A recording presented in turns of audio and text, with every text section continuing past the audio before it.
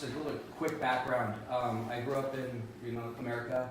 I had a pretty ordinary upbringing until I turned 13. Then my mom went ahead and switched from red wine to methamphetamine.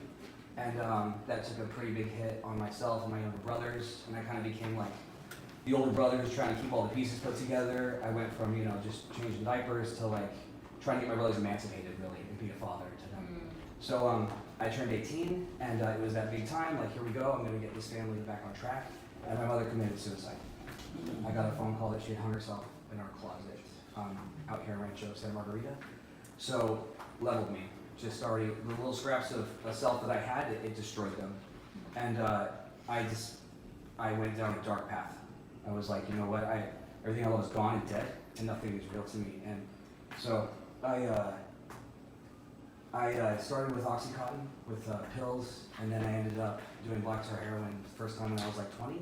I'm 34 now, and I've been battling with that for all of my adult life.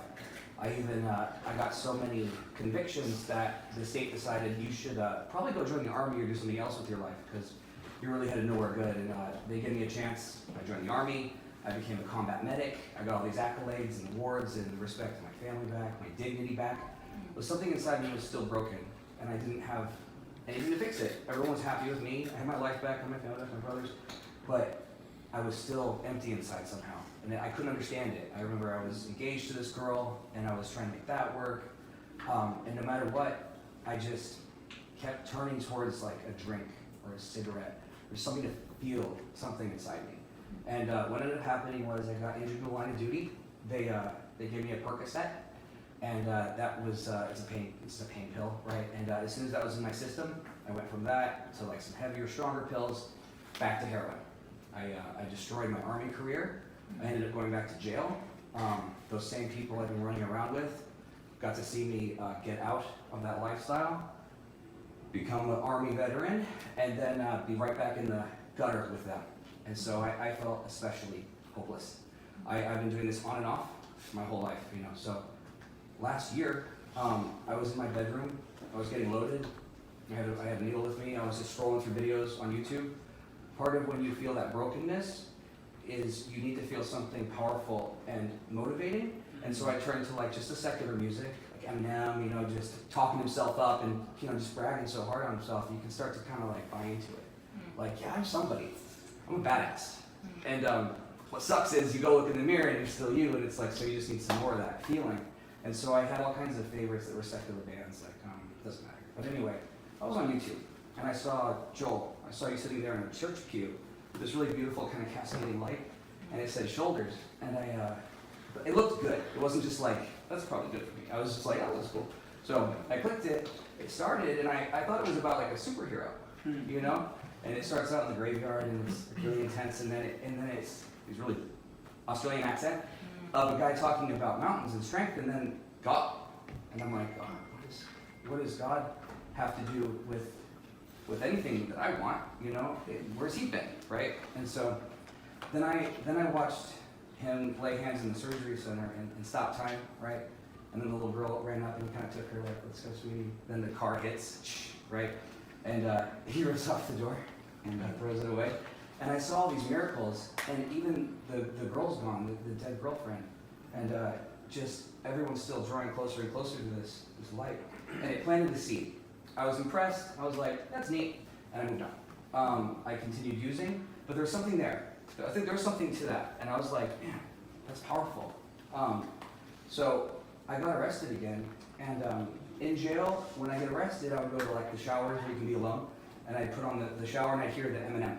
Or like the Panic at the Disco, or whatever pumps me up. Katy Perry, Taylor Swift, I like all that stuff too. It's fun. And not this time. Not this time. I had God in my head. I was thinking about those lyrics. When I'm caught deep in the valley with chaos from my company, I will feel no fear. And I had something slam into me. I had something I'd never felt before without drugs or alcohol or something to kind of create this feeling.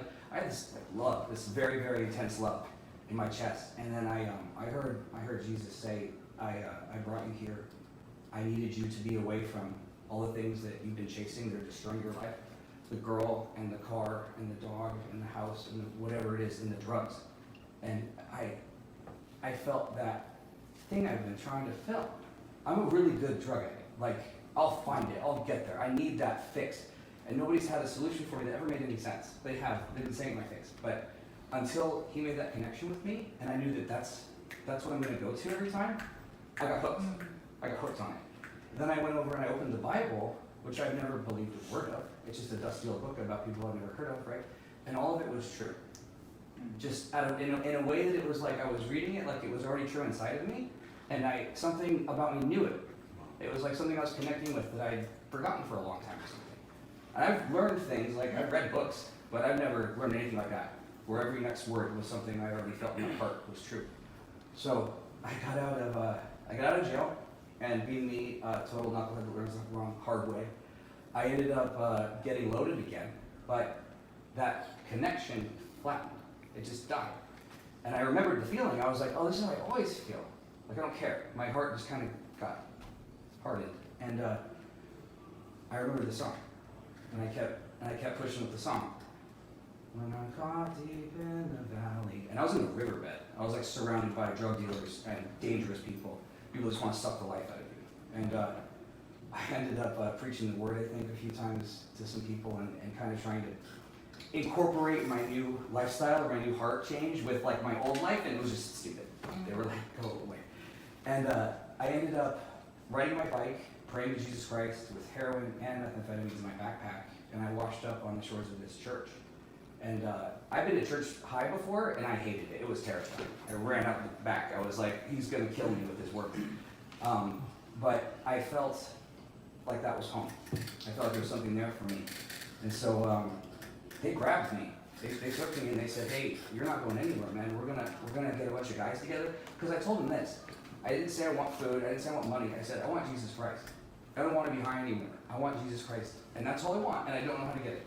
And so they set like a guard on me of like 10 different guys that like rotated out. Like every night, I remember one night I was staying in another believer's house, and I went to the fridge to get like some milk, and I closed the fridge, and the guy's like standing there. You know, and it's like, what are you doing? You know, it's 2 a.m. So I got to experience some of that love and that connection to the body. And it took a month, but I just kept doing what they said, and I kept listening to your guys' music. With Stronger, or Fighter, Fight on Fighter. I love that. It's a type of fight that wouldn't be what I think of as a fight anymore. Like, it's the fight to keep your spirit pure. Like, when someone's angry at you, you're not like, oh, I'm stronger than fight you. It's like, no, I'm going to fight my old self and hold that down and show you love and grace and mercy, because that's what I was given. And that's, so I got into this program, the Orange County Rescue Mission. My boss is his wife, and my boss too. And when he was talking about you guys, like he knew you, I was like, those guys are like heroes of mine, and they showed me who Jesus Christ is, and he's like, well, why don't you come feed him?